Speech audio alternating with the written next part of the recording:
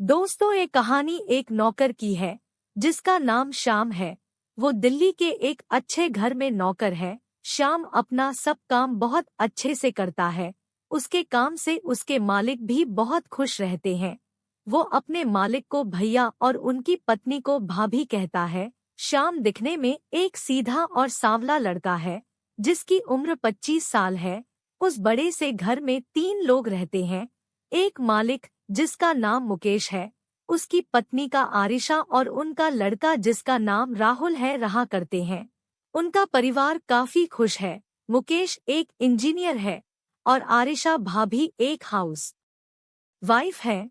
दोस्तों, मैं आपको अब आरिशा भाभी के बारे में बता देता हूँ। उनकी हाइट 5'5" है और इनकी उम्र 30 साल की है। वो एक बहुत सुंदर महिला है। आरिशा भाभी की लाइफ अच्छी चल रही थी, पर वो पिछले कुछ महीनों से उदास सी रहने लगी थी।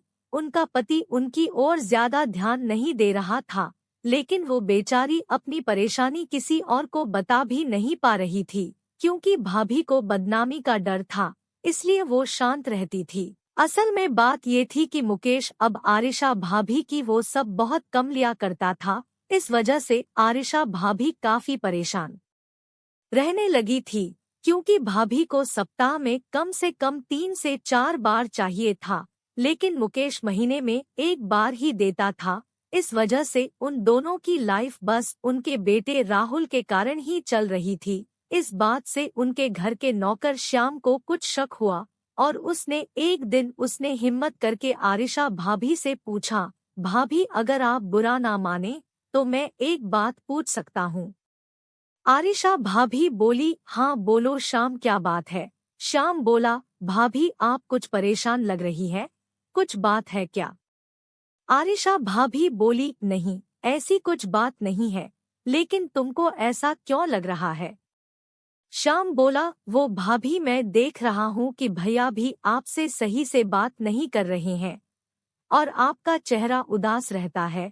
आरिशा भाभी बोली, नहीं ऐसा कुछ नहीं है, बस कुछ प्रॉब्लम है, तुम नहीं समझोगे। खैर छोड़ो, मुझे एक कप चाय मिलेगी। श्याम बोला, जी भाभी अभी लाता हूँ। कुछ देर के बाद श्याम भाभी जी के लिए चाय लाया और भाभी से बोला, लीजिए भाभी आप चाय पीजिए, जब तक मैं सफाई का कम कर देता हूँ। आरिशा भाभी बोली, अरे श्याम आओ बैठो, तुम भी चाय पी लो। श्याम बोला, नहीं भाभी, मैं आपके साथ कैसे चाय पी सकता हूँ, मैं तो आपका नौकर हूँ। आरिशा भाभी बोली, क्यों नहीं पी सकते, और वैसे भी तुम अभी क्या कह रहे थे कि भाभी अगर कोई प्रॉब्लम हो तो बताइए, तो फिर तुम मेरे दोस्त भी हुए ना। श्याम बोला, वो भाभी। आरिशा भाभी बोली, वो मुझे कुछ नहीं पता, आओ बैठ जाओ, तुम इतना काम करते हो, हमारा ख्याल रखते हो। तब श्याम बोला, अच्छा भाभी ठीक है। फिर ऐसे ही दोनों बैठकर बात करते रहे। अब रामू और आरिशा अक्सर आपस में बैठकर बातें करने लगे थे। आरिशा भाभी रामू को अपनी बातें बताने लगी थी। एक दिन आरिशा भाभी और मुकेश की कुछ अनबन हो गई। मुकेश गुस्से में बड़बड़ाते हुए वहां से चला गया। आरिशा भाभी रोने लगी। श्याम ये सब देख रहा था। वो आरिशा भाभी के पास आया और बोला, भाभी क्या हुआ, आज भैया इतने गुस्से में क्यों गए। आरिशा भाभी बोली, कुछ नहीं श्याम, तुम अपना काम करो। श्याम बोला, मैं अपना काम ही तो कर रहा हूँ भाभी, आपका ख्याल रखना भी तो मेरा ही काम है। आरिशा भाभी बोली, कुछ नहीं हुआ, बस ऐसे ही थोड़ी लड़ाई हो गई बस, बाकी तुम नहीं समझोगे। श्याम बोला, भाभी आप मुझे बता सकती है, और आप वैसे मुझे अपना दोस्त बोलती हो, तो बता दीजिए न मुझे। आरिशा बोली, क्या क्या बताऊं तुम्हें मैं। एक मुकेश है जो मेरा पति होकर भी मुझसे सही से बात नहीं करता है, और एक तुम नौकर होते हुए भी मेरी इतनी फिक्र करते हो। बात ये है कि मैं मुकेश को किसी भी बात पर कुछ भी कहूँ, वो सीधे मुंह जवाब ही नहीं देता है। मुकेश मुझसे अब ऐसे बर्ताव करता है जैसे मेरा उस पर कोई हक ही नहीं है। श्याम बोला, भाभी आप रोइए मत प्लीज, आप रोती हुई बिल्कुल अच्छी नहीं लगती है। आरिशा बोली, अब मेरी जिंदगी में इन आंसुओं की बिना रह ही क्या गया है। अच्छा चलो अब बहुत देर हो गई है, तुम भी सो जाओ और मैं भी अपने रूम में जाती हूँ। श्याम बोला, अच्छा भाभी जी ठीक है, पर आप रोना मत। वो दोनों अपने अपने रूम में चले गए और सो गए। इस वाकये के बाद से उन दोनों की धीरे धीरे बात होती रही। अब आरिशा भाभी मुकेश की बातें शाम को बताने लगी थी। फिर एक दिन आरिशा भाभी और मुकेश की फिर से लड़ाई हुई और मुकेश घर से बाहर जाने लगा। तभी आरिशा भाभी मुकेश के पीछे दौड़ पड़ी और वो फर्श पर फिसल कर गिर गई, मगर मुकेश नहीं रुका और वो चला गया। आरिशा भाभी के गिरने की आवाज सुनकर श्याम दौड़ा हुआ आया। श्याम बोला, अरे भाभी क्या हुआ, आप कैसे गिर गई? आरिशा भाभी बोली, कुछ नहीं बस वो पैर फिसल गया था। श्याम बोला, भाभी जी बताओ क्या हुआ था, आप कैसे गिर गई थी और आप दौड़ क्यों रही थी? आरिशा भाभी ने रोते हुए बताया, वो तुमको तो पता ही है मुकेश के और मेरे झगड़े के बारे में।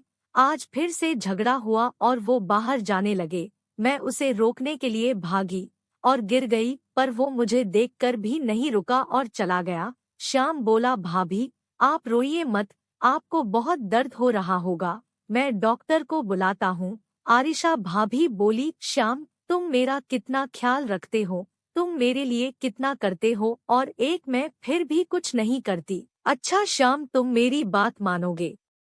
श्याम बोला, हाँ बोलिए भाभी जी, मैं आपकी सारी बात मानूंगा। आरिशा, अच्छा सुनो मुझे चोट लग गई है, जरा दवा लगा दोगे? श्याम बोला, अगर भाभी आपको कोई दिक्कत नहीं है तो मुझे भी कोई दिक्कत नहीं होगी। आरिशा भाभी बोली, मुझे कैसी दिक्कत?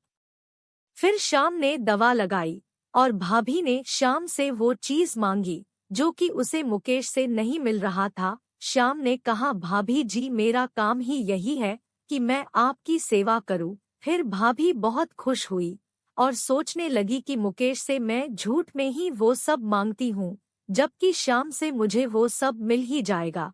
उसके बाद हम दोनों ने कबड्डी का मैच खेला। ये मैच लगभग 45 मिनट तक चला। आज का मैच तो भाभी जी के नाम रहा, लेकिन मुझे फिर भी जीत की खुशी महसूस हुई। उसके बाद तो ये सिलसिला चलता रहा और अब भाभी बहुत ही खुश रहने लगी थी और अब मुकेश जी के साथ भी उनके संबंध सुधर गए थे। बाद में आरुषि भाभी ने बताया कि उनकी गोद में एक फूल भी खिलने वाला है।